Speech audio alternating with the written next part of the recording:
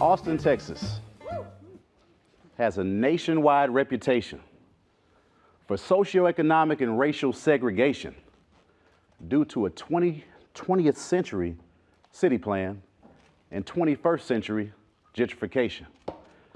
Opportunity and resource gaps also persist in our public education. Decker Middle School is in the easternmost hinterlands of Austin, Texas. If you go east of our campus, you're in Decker Lake. If you go farther east than that, you're in Maynard, Texas, and you need a towel to dry yourself off from Decker Lake. In the past decade, Maynard ISD has doubled in size. Families with most children labeled as at risk or economically disadvantaged or English language learners, they've been priced out of the city, financially forced to come to areas like our Decker corridor. Yet education on the margins can also have advantages.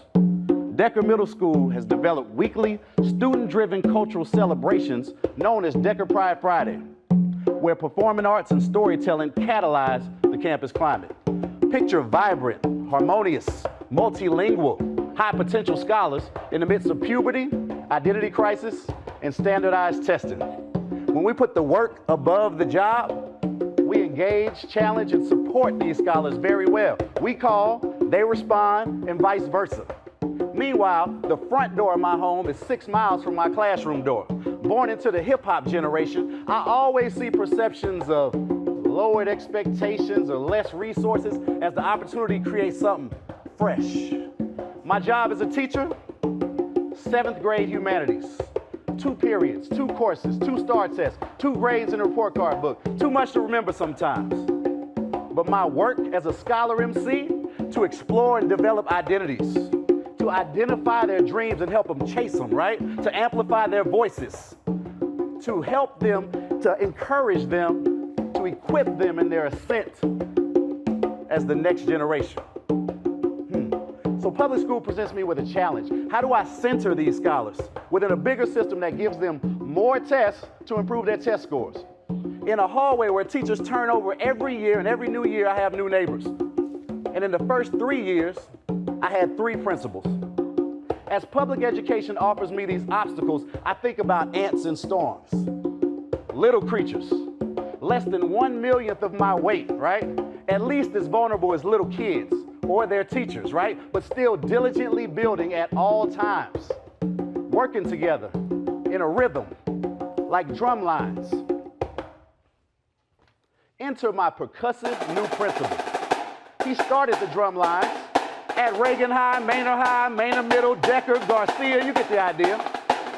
When he came to take over, he taught us a new rhythm, a way that we could bang on our desk and clap and everybody's together on a moment's notice, right?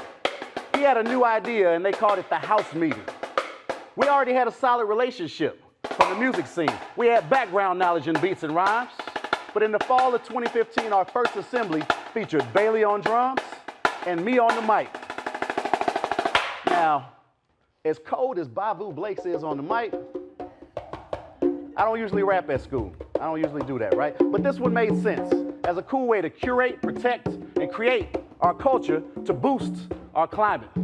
At his old campus, like I said, they called it the house meeting. Administrators give nuts and bolts and their expectations every Monday. But when my principal introduced this, I saw something long-term. Me, him, and one more teacher who also was an author and a motivational speaker, we became the core committee, right? And all the talent on our campus, oof.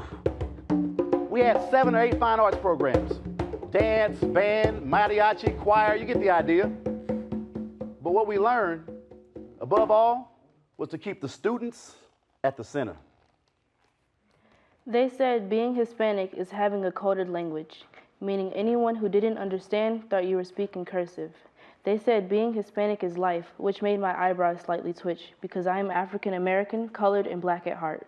You can see that, I already know that, and I was taught not to be ashamed of that.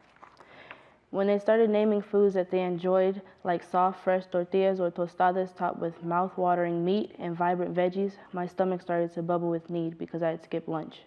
They said how being sun-kissed and tan-faced brought myths to their childhood that stuck with them. La Llorona was one of them. They said being Hispanic was carrying on the tradition and respecting the religion. After writing this based off of what they said, I say now, being Hispanic is embracing your sun-kissed, twisted tongue, family-filled, trailing tradition self. Thank you.